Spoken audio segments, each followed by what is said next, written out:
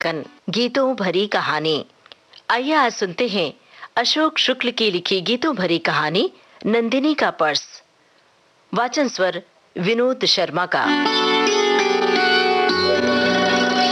बाजार बाजा हो रहा है। लड़कियों और औरतों के हेड़, मोटरों के हॉर्न, साइकिल रिक्शों की घंटियां, पेट्रोल वाहनों की घर घराहटें, लोगों की चिल्लाहटें, फेरी वालों की आवाजें, लड़कियों औरतों का बतियाना।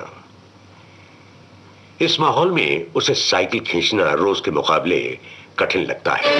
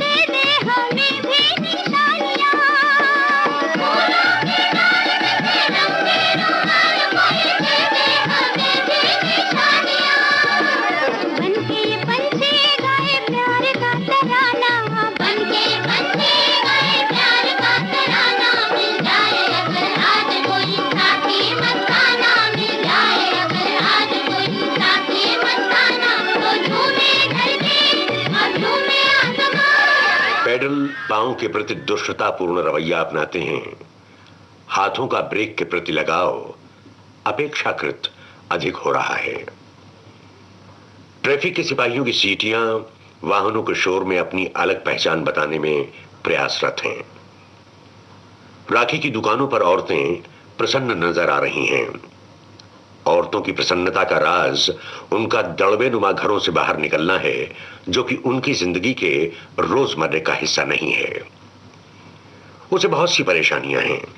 इनमें मां है, पत्नी है, बच्चे हैं, बहन नंदिनी है, घर है, लकड़ियां हैं, साइकिल का टूटा हुआ पैडल है, चप्पल की उखड़ गई पट्टी है, मुन्ने की बाल भारती है, पत्नी का रजस्राव है, मिश्रा जी की उधारी है, ऑफिस की फाइल है, किराए की दुकान है, 3-4 जगहों से फट चुकी पतलून है, ब्लेड के अभाव में 4-5 दिन की बढ़ी हुई दाढ़ी मूछें हैं। महीनों से तेल न मिल पाने के कारण खटर पटर चूं चूं कर रही साइकिल है। साइकिल को खींचती हुई दर्द कर रही जांघें भी उसकी परेशानी में शामिल हैं। पैदल टहलते हुए 2 खाते पीते बूढ़े आदमी साइकिल की सीट, नपुंसकता, मकरध्वज रसायन, शिलाजीत वटी, जिंदगी के मजे के बारे में बतियाते हैं। वो जब इनके पास से गुजरा तो उसके कानों में ये बातें पड़ी और इस तरह से गुजर गईं कि नपुंसकता जैसे शब्द से उसका कोई लेन देन न हो। राखी बाजार से गुजरने के बाद उसकी साइकिल के चक्के लगातार घूमने के लिए पहले के मुकाबले अधिक आजाद हो गए। साइकिल के ब्रेक को कष्ट में पड़ने के मौके आने लगे।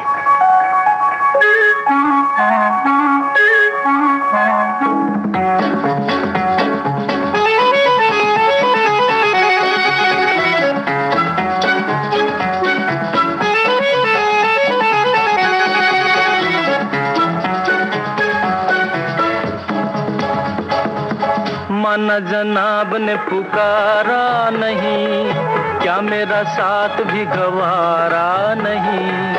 मुफ्त में बन के चल दिए तन के, वल्ला जवाब तुम्हारा नहीं। माना जनाब ने पुकारा नहीं, क्या मेरा साथ भी गवारा नहीं। मुफ्त में बन के चल दिए तन के, वल्ला जवाब तुम्हारा नहीं। माना जनाब ने पुकारा नहीं।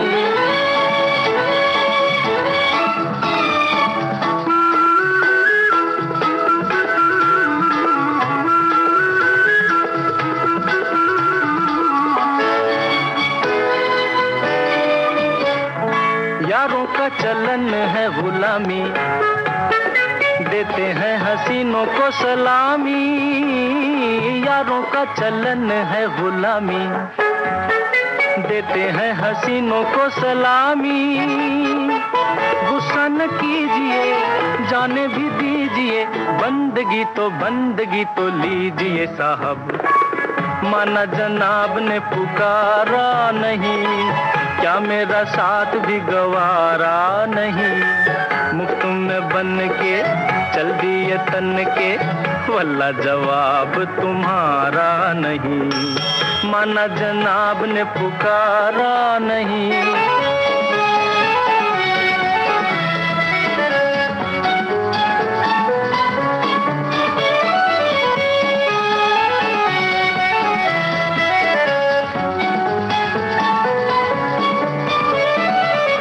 फूटा दिल ये हमारा, जैसा भी है अब है तुम्हारा।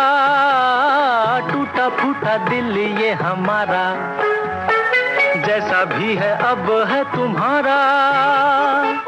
इधर देखिए, नजर फेंकिए, दिल लगी न कीजिए साहब।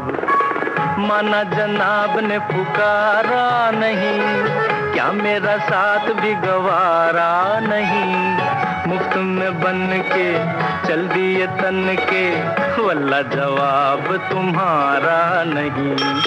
माना जनाब ने पुकारा नहीं।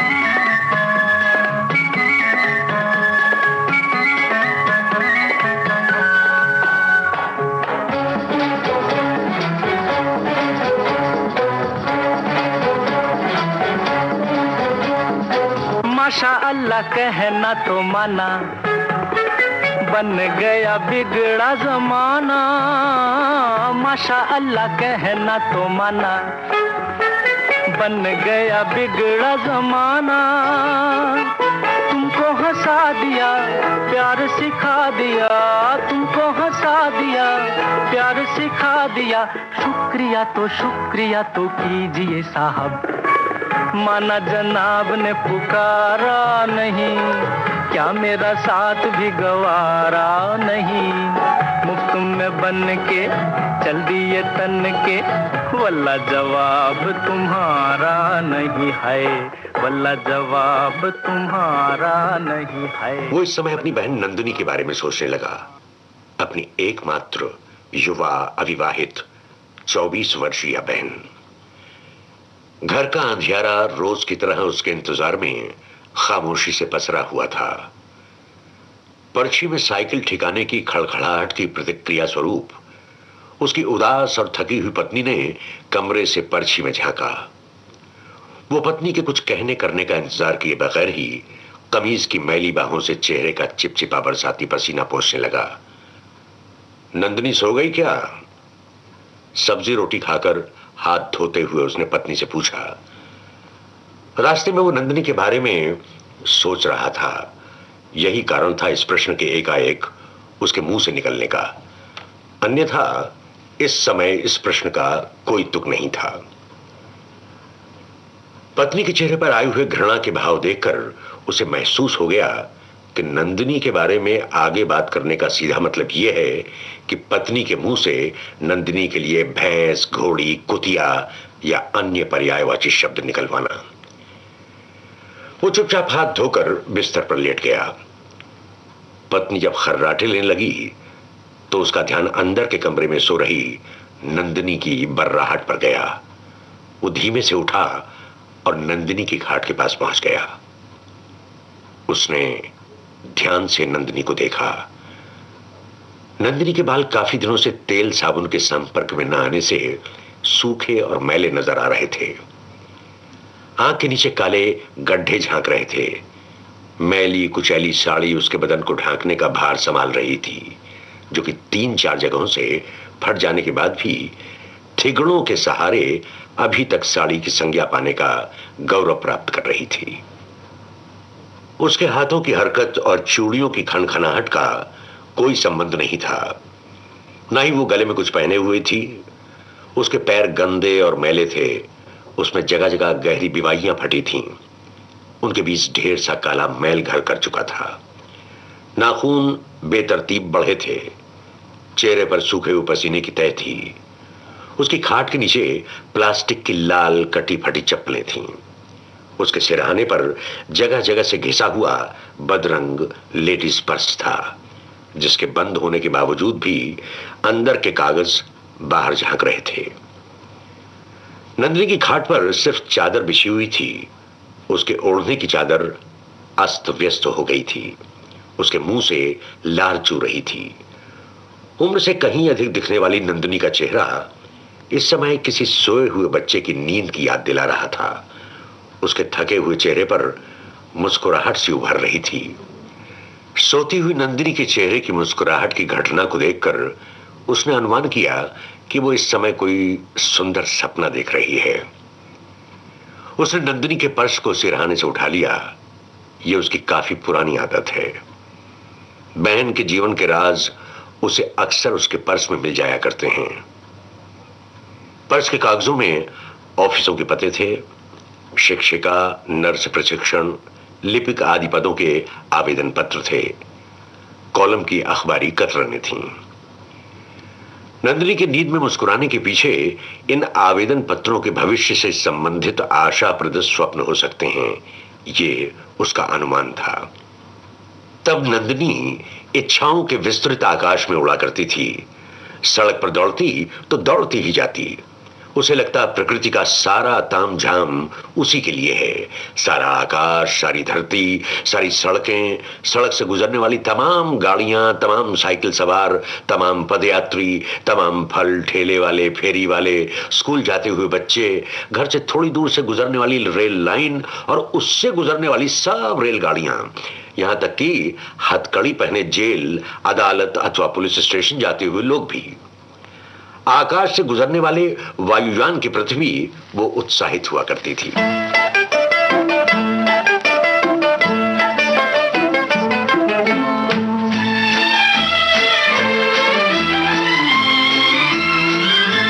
नंदिनी को इस बात की चिंता कतई नहीं हुआ करती थी कि नाक से बहते बहते जुकाम का स्राव उसके होठों तक आ गया है। सिर पर रेत और मिट्टी अपनी अड्डेबाजी जमा रहे हैं। मैल कपड़ों से अपनी दोस्ती गांठ रहा है। नाखून पिता के चेहरे पर खरोंचों के साफ निशान बनाने के लिए एक बार फिर से तैयार हो चुके हैं। पहली बरसात का पानी उसके सिर पर जूं की लाम बंद कतार लगा देगा, या कि बरसात में सड़क पर दौड़कर भीगते रहना डबल निमोनिया के लिए खुला आमंत्रण है। पिता के साथ साइकिल पर बैठकर बाजार से लौटने के बाद जब वो घर के दरवाजे पर पिता की मजबूत बाहों के सहारे जमीन पर पैर टिकाती तो उसके चेहरे पर गर्विला भाव युद्ध विजेताओं को कुंठित कर सकने की तादाद का होता। तब नंदिनी जीती जागती स्वच्छंद कविता थी। उसकी फ्रॉक की जेबें 5 पैसे के 2 एक सिक्कों, धूल के कणों, रंगीन चूड़ी के टुकड़ों और कांच की गोलियों से भरी रहती। पिता की रिटायर साइकिल खड़खड़ाते हुए जब वो स्कूल से लौटकर घर के दरवाजे पर उतरता तब नंदिनी कैरियर में फंसी पुस्तकें अपने नन्हे नन्हे हाथों से निकालने की असफल कोशिश करती। वो उसे अपने कंधे पर बिठा लेता और उसके हाथों में पुस्तकें थमा देता। नंदिनी अपने हाथों में भैया की किताबें लिए बड़े शान से घर में दाखिल होती। फुर्सत और आराम के क्षणों में उसकी खुली हुई छाती बहन का बिस्तर थी। उसकी नाक के छेद बहन की उंगलियों के लिए गहराई नापने का यंत्र थे। उसके सिर और छाती के बालों से नंदिनी अपनी कलाई की ताकत नापा करती।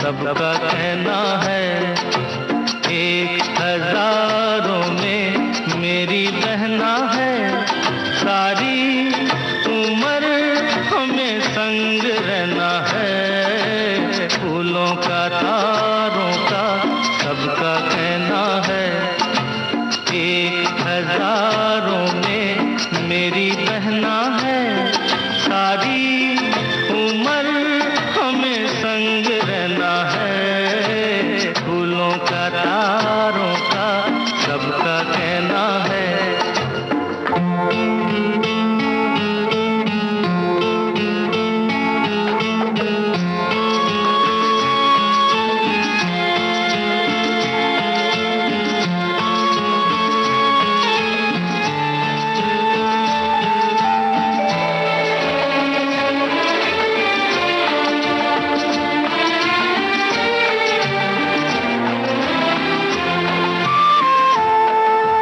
जब से मेरी आँखों से हो गई तू दूर, तब से सारे जीवन के सपने हैं चूर।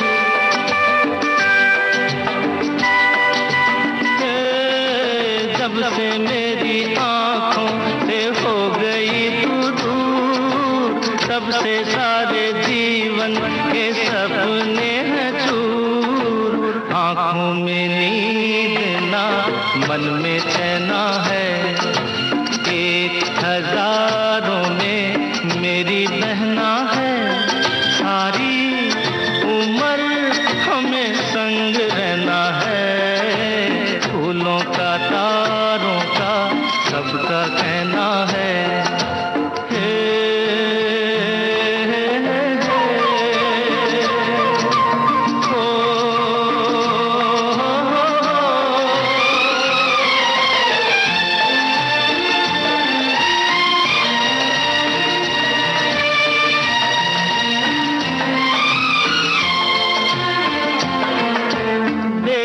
हम तुम दोनों हैं एक डाली के फूल, मैं ना भूला तू कैसे मुझको गई भूल। हाँ देखो हम तुम दोनों हैं एक डाली के फूल, मैं ना भूला तू कैसे मुझको गई भूल।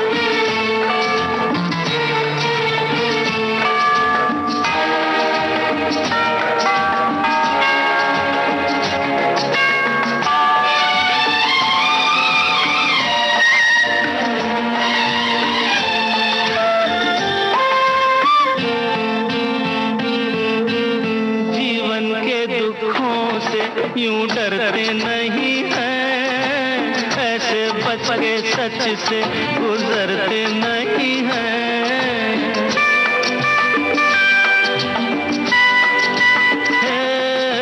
जीवन के दुखों से यूं डरते नहीं हैं, ऐसे बच के सच से गुजरते नहीं हैं। सुख की है चाह तो दुख भी सहना है, 1000 में मेरी बहना है। सारी उम्र हमें संग रहना है, फूलों का तारों का सबका कहना है। 1000 में मेरी बहना है। ए ला ला ला ला ला ला ला ला ला ला। 1000 में मेरी बहना है। ओ ला ला ला ला ला ला ला ला ला ला। तमाम आर्थिक कठिनाइयों के बावजूद पिता अपने एकमात्र पुत्र रविशंकर को आगे पढ़ाने में प्रयासरत थे। कॉलेज के दिनों में रविशंकर पढ़ाई के साथ साथ सिनेमा देखता, अभिनेताओं के चित्र अपने कमरे में लगाता, 2 जोड़ी कपड़ों को बदल बदल कर पहनता, आधा घंटे तक बाल संवारता, चेहरे पर नींबू मलता, ठंड के दिनों में पुरानी फटी हुई शर्टों को आराम से ऊनी बनियान के नीचे पहन लेता, पुराने विदेशी वस्त्रों को खरीद कर उन्हें अपने नाप का बनवाकर अच्छे कपड़े पहनने का सुख अर्जित करता, दोस्तों के साथ घूमता, शाम को भी धूप का चश्मा चढ़ाता, मोहल्ले तथा आसपास की जवान लड़कियों की निगरानी रखता, उनमें से 1-2 को तो पीछा करते हुए उनके घर तक छुड़ाने का दायित्व भी निभाता, दोस्तों के बीच लड़कियों की चर्चा करता, चालू कही जाने वाली लड़कियों के जवान भाइयों की बहादुरी की खिल्ली उड़ाता और खुद के घर की ऐसी किसी संभावना पर कहता, हमारे घर की लड़कियां अगर ऐसी हो जाएं तो हम उन्हें जमीन में गाड़ दें। घर की माली हालत ऐसी चीज थी जो रविशंकर को कभी कभी दुखी बना दिया करती थी। इधर नंदिनी के जवान होने की प्रक्रिया प्रारंभ होने लगी थी। कमरे में झुककर झाड़ू लगाते हुए जब फ्रॉक के खुले गले से उसकी छाती दिखती तो वो परेशान हो जाता। तब वो मां से नंदिनी के फटे हुए कपड़ों के बारे में बात करता। वो महसूस करता कि नंदिनी को ढीले और बदन ढकने वाले कपड़े पहनने चाहिए। उसने महसूस किया कि उसके घर के सामने से गुजरने वाले लड़कों की संख्या बढ़ गई है। इन लड़कों की दृष्टियां उसके घर के दरवाजे को भेदती हुई गुजरती हैं। घर में दोस्तों का आना जाना भी बढ़ रहा था। वो अब इस बात के लिए सचेत हो गया है कि किन किन लोगों को घर तक लाना है और किन किन लोगों को घर के बाहर से ही फुटाना है। घर आया हुआ कोई दोस्त जब बाहर के कमरे में बैठता तो वो दोस्त की नजर को ताड़ता और अंदर वाले कमरे के दरवाजे पर लगे हुए पर्दे की ओर ध्यान देता। अगर पर्दा थोड़ा भी खुला दिखता तो वो तुरंत ही सचेत होकर उसको पूरी तरह बंद कर देता। कभी कभी खींचकर वो यहां तक सोच लेता कि घर में एक समय या तो बहन रहे या दोस्त। जब कोई दोस्त पानी की मांग करता तो वो परेशान हो जाता। दोस्त भी क्या करे, पानी कोई चाहे तो नहीं है जिसको मांगने में संकोच किया जा सके। इस समय वो तुरंत ही पानी लेने तेजी से अंदर दौड़ पड़ता। उसे लगता कि कहीं नंदिनी ही पानी का गिलास लेकर बाहर न आ जाए। नंदिनी का हंसना, जोर से बोलना, बर्तन खड़खड़ाना, फिल्मी गाने गुनगुनाना, चेहरे पर पाउडर लगाना, सिनेमा जाना, दरवाजे पर खड़े होना, बाजार जाना, धूप में बाल सुखाना, चमकीले कपड़े पहनना, अभिनेताओं की चर्चा करना या थोड़ा मटक कर चलना, सहेलियों के घर जाना, मोहल्ले के किसी बच्चे का चुम्बन लेना, उसके किसी दोस्त के बारे में अपनी थोड़ी सी भी रुचि प्रकट करना, सस्ते रूमानी उपन्यास पढ़ना, एक्स्ट्रा क्लास जाना, यहां तक कि उसका चटखारे लेकर खटाई खाना भी उसे असामान्य बना देता। जवान कुंवारी बहन और घर की इज्जत बार बार उसके दिमाग में घूमती। मरने के पहले पिता की सार्वभौमिक सत्य इच्छाओं में से कुछ इच्छाएं पूरी हो गईं। ये थी पुत्र रविशंकर का नौकरी में लग जाना, घर में पुत्र वधू का आ जाना और पोते को गोद में खिलाना। पुत्री नंदिनी की शादी अपने जीते जी कर देने की उनकी इच्छा चिता के साथ ही भस्म हो गई।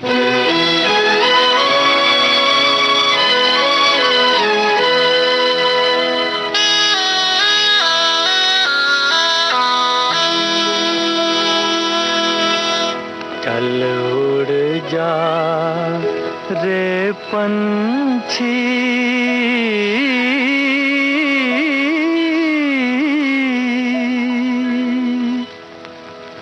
चल उड़ जा रे पंछी के अब ये देश हुआ बेगाना। चल उड़ जा रे पंछी के अब ये देश हुआ बेगाना। चल उड़ जा रे पंछी।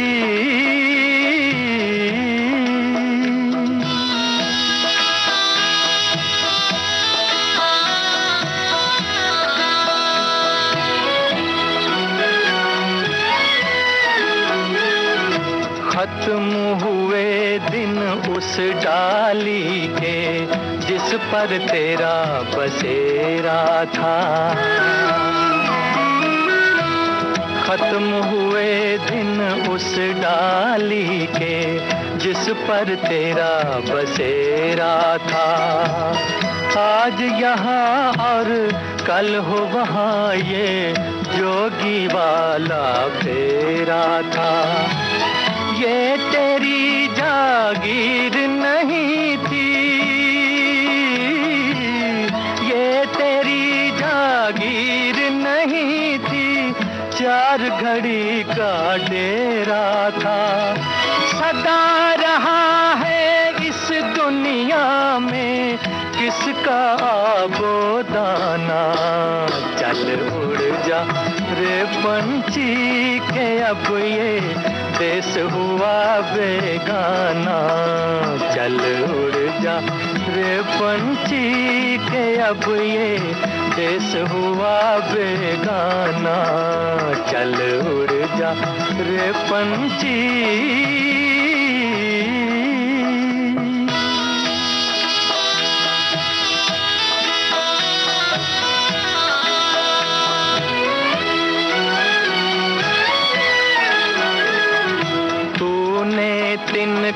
तिनका चुन कर नगरी एक बसाई।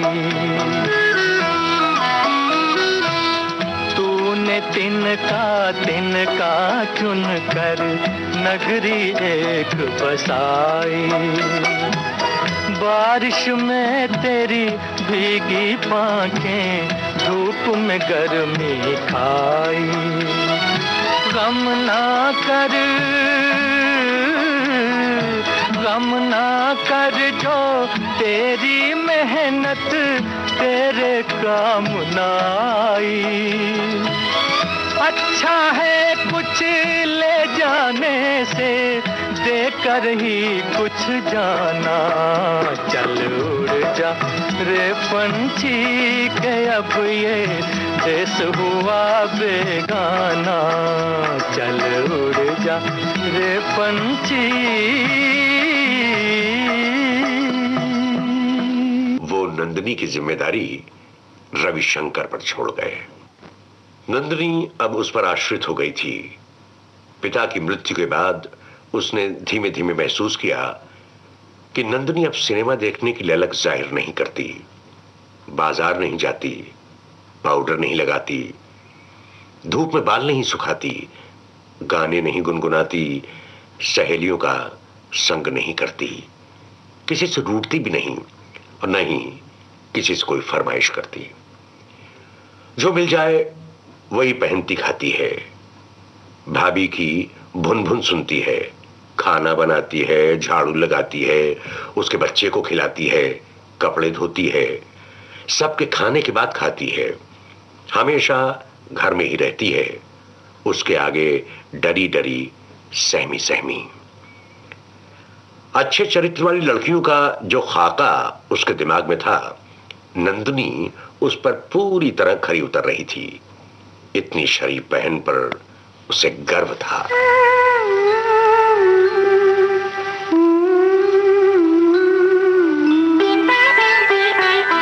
मेरे भैया, मेरे चंदा, मेरे अनमोल रतन, तेरे बदले में जमाने की कोई चीज न लूं। मेरे भैया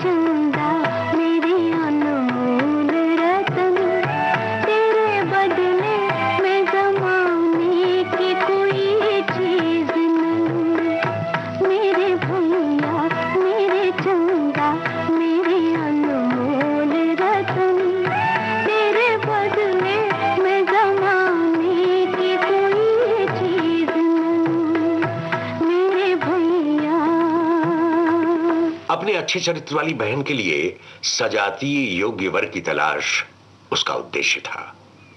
वो शाम को ऑफिस से घर लौटने के बाद अपने जान पहचान के सजातीय बंधुओं के पास जा पहुंचता। वहां विवाह योग्य सजातीय वरों की चर्चा होती। उनके घर, खानदान, जमीन जायदाद, नौकरी पेशा आदि की बातें होती। उसकी डायरी विवाह योग्य वर और उनसे संबंधित जानकारियों से भरने लगी। उसके बैगों में जन्म कुंडलियों का जमावाड़ा होने लगा। बाहर के रिश्तेदारों से बहन के संबंध में नियमित पत्राचार होने लगा। बहन की जन्म कुंडली की ढेर सी प्रतियां बनाकर वो यहां वहां भेजने लगा। कुंडली मिलान के लिए पंडितों की देहरी नापने लगा। वो अक्सर रात को थका मांदा घर लौटता। कभी कभी लड़कों की खबर मिलने पर वो अपने शहर से बाहर दूसरे गांवों, कस्बों और शहरों में भी जाता। इस दौरान लड़की देखने वाले उसके घर भी आते। वो, उसकी पत्नी और बहन सुबह से घर साफ करते। वो झोला लेकर बाजार जाता, नमकीन मिठाई लाता। पड़ोसियों के यहां से कप, प्लेट, मेजपोश, पर्दे, स्टील के बर्तन आदि सामान मांग लाता। कभी कभी पड़ोसियों की भुनभुनाहट और ना भी सुनता। इस तरह के मेहमानों के आने पर उसकी और पत्नी की कमर के पृष्ठभाग के बीचों बीच दुम उगाती और वो दोनों उसे हिला हिलाकर मेहमानों के आगे पीछे होते।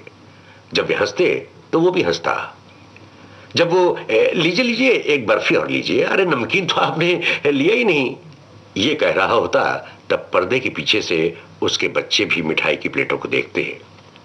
पत्नी झट बच्चों का हाथ खींचती और उन्हें अंदर वाले कमरे में ढकेल देती। कमरे में चाय की तस्तरी लेकर नंदिनी के आते ही एक क्षण को चुप्पी सी छा जाती। सबकी निगाहें नंदिनी को भेदने लगती। नंदिनी इस समय पत्नी या पड़ोसन की नई साड़ी पहने हुए होती। उसके चेहरे पर दूसरों द्वारा थोपे हुए सौंदर्य प्रसाधन होते। वे लोग नंदिनी से तरह तरह के सवाल पूछते। पत्नी उन्हें चादरों और मेजपोशों की कढ़ाई दिखलाकर यह बतलाती कि ये सब नंदिनी द्वारा की हुई हैं।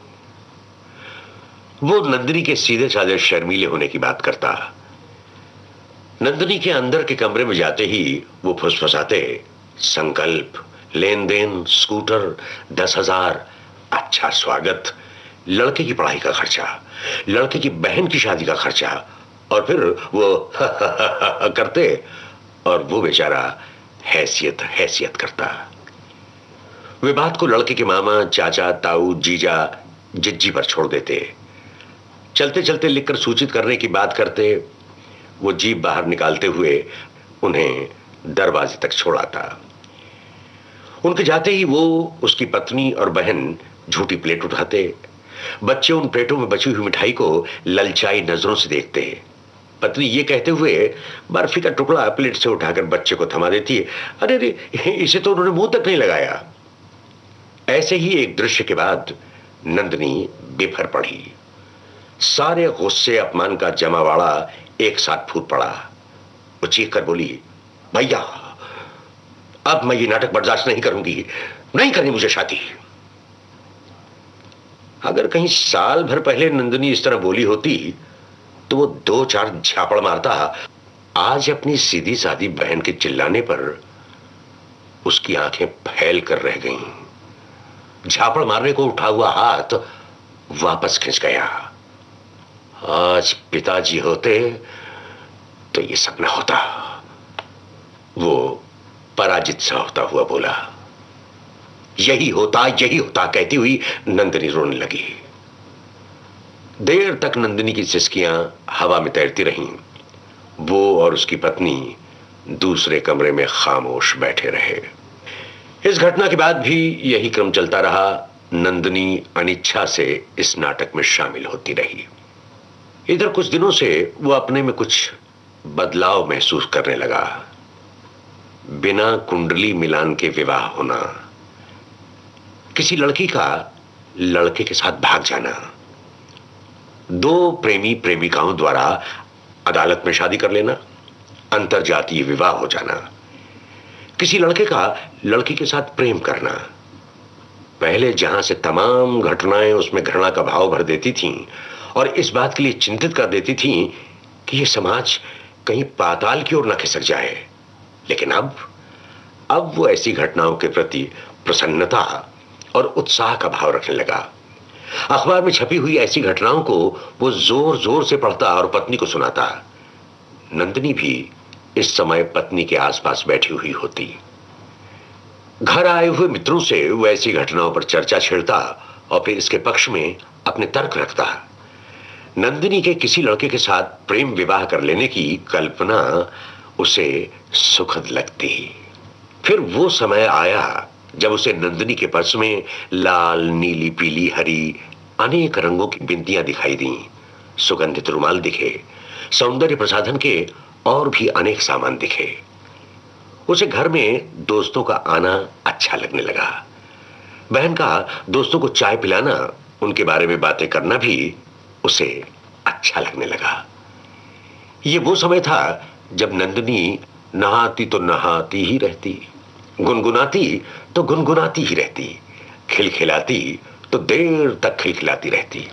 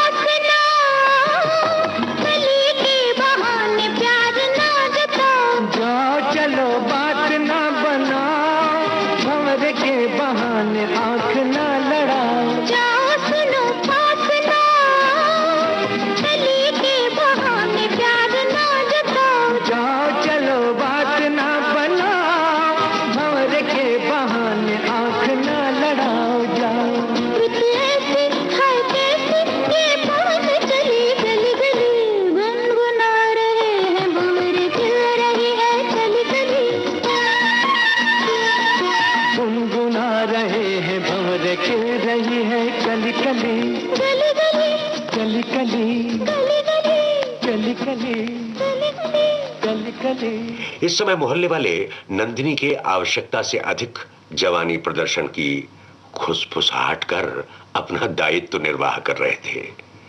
उन्हें नंदिनी का बनना ठन्ना इठलाना अखरने लगा था। खुद वो नंदिनी द्वारा अपना वर ढूंढ लेने की कल्पना कर अपने को दुखी महसूस नहीं कर रहा था। उसे अधिक इंतजार नहीं करना पड़ा। जल्दी ही उसे नंदिनी के पर्स में घनश्याम नाम के किसी लड़के के प्रेम पत्र मिलने लगे। प्रेम पत्रों में घनश्याम द्वारा नंदिनी से शीघ्र विवाह कर लेने का वादा भी उसे पढ़ने को मिला। नंदिनी इस समय पूरी तरह व्यक्तिगत जिंदगी जी रही थी। वो नंदिनी के किसी कार्य में दखल नहीं दे रहा था।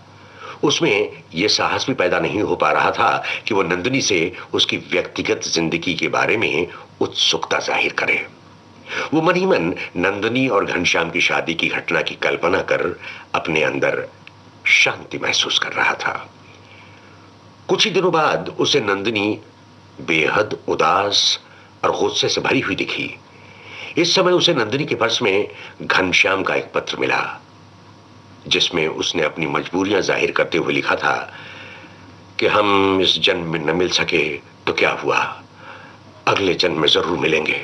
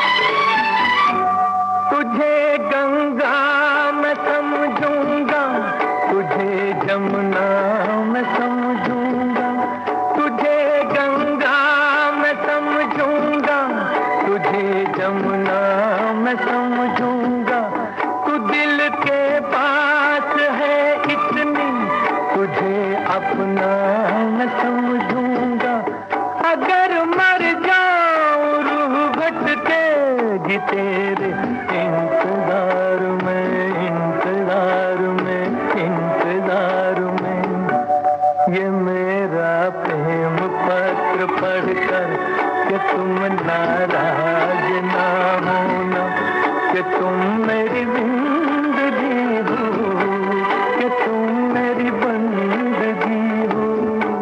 ये मेरा प्रेम पत्र पढ़कर कि तुम नाराज ना होना, कि तुम मेरी जिंदगी हो, कि तुम मेरी बंदगी हो। फिर नंदिनी गुमसुम रहने लगी।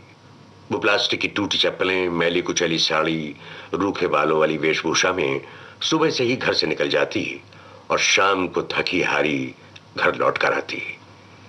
इस समय उसके चेहरे पर दिन भर का सूखा हुआ पसीना और धूल होती। चाहते हुए भी वो कभी भी नंदिनी से ये पूछने का साहस नहीं जुटा पाया कि वो दिन भर कहां रहती है, क्या करती है। आज नंदिनी के पर्स में नौकरी के लिए आवेदन पत्रों के पुलिंदे देखकर उसे नंदिनी के दिन भर घर से बाहर रहने और सूखे पसीने तथा चेहरे पर धूल चिपटे रहने का कारण समझ में आ गया। थकान के कारण गहरी नींद में सोई हुई नंदिनी ने ओढ़ी हुई चादर को अस्त व्यस्त कर दिया था। उसने चादर को सलीके से नंदिनी को ओढ़ा दिया। उसकी आंखें नंदिनी के धूल भरे चेहरे पर ठहर गईं। उसने नंदिनी के प्रति गहरी आत्मीयता महसूस की। यह आत्मीयता उसके सूखे पपड़ियाए होठों को नंदिनी के पसीना झलकाते हुए माथे तक ले गई। इसके बाद वो अपने बिस्तर पर पहुंच गया। यहां वो जब तक जागता रहा नंदिनी के बारे में सोचता रहा। दूसरे दिन जब रोज की तरह नंदिनी पर्स लेकर घर से बाहर निकलने लगी तो उसने अप्रत्याशित रूप से टोका, क्या बात है भैया, तुम नौकरी करना चाहती हो क्या? हाँ भैया।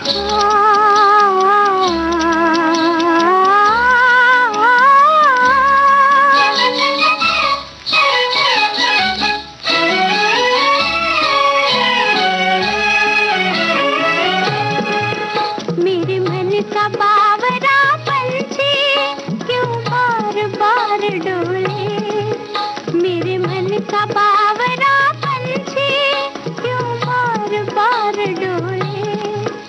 अखियों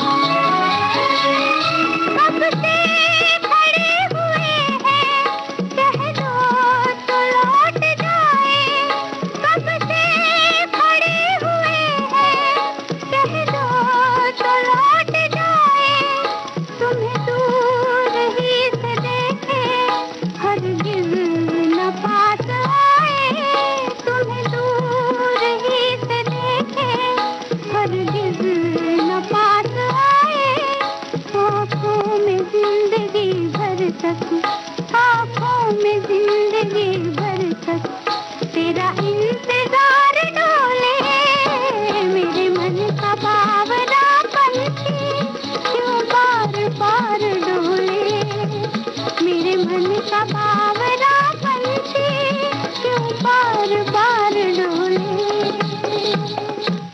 तो मुझे क्यों नहीं बताया? मैं भी कोशिश करता। नंदिनी चुप रही, लेकिन उसके चेहरे पर आया हुआ सुखद आश्चर्य उसे दिख गया। फिर वो देर तक नंदिनी से नौकरियों के बारे में बतियाता रहा। नंदिनी जब जाने लगी तो उसने कुछ रुपए उसके हाथ में रख दिए। बाद में वो नंदिनी को जाता हुआ देखता रहा। उसकी चाल में उसे उत्साह दिखाई दे रहा था। मिल गए आज मेरे सनम, मिल गए आज मेरे सनम, आज मेरे ज़मीं पर नहीं है कदम, आज मेरे ज़मीं पर नहीं है कदम। मिल गए आज मेरे सनम, मिल गए आज मेरे सनम, आज मेरे ज़मीं पर नहीं है कदम, आज मेरे ज़मीं पर नहीं है कदम।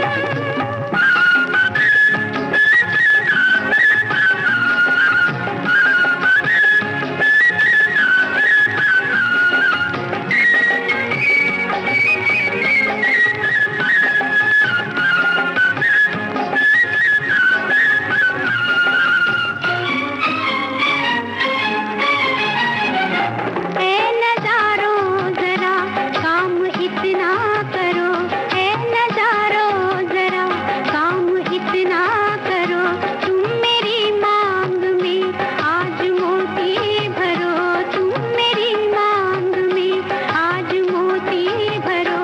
एक उजाला हुआ ढल गई शामें हम, एक उजाला हुआ ढल गई शामें हम, आज मेरे ज़मीं पर नहीं है कदम।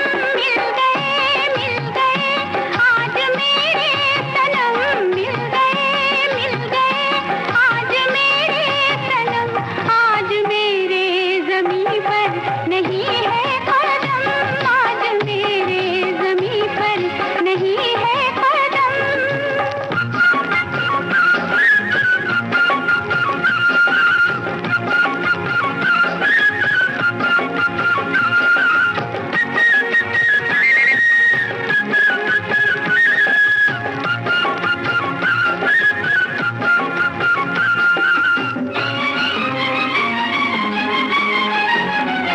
वो कहाँ छुप रहे थे मैं हैरान थी, वो कहाँ छुप रहे थे मैं हैरान थी, मेरी सदियों से उनसे ही पहचान थी, मेरी सदियों से उनसे ही पहचान थी। ऐसे किस्से ज़माने में होते हैं कम, ऐसे किस्से ज़माने में होते हैं कम, आज मेरे ज़मीं पर नहीं है कदम। मिल गए आज मेरे सनम, मिल गए आज मेरे सनम, आज मेरे ज़मीं पर नहीं है कदम, आज मेरे ज़मीं पर नहीं है कदम।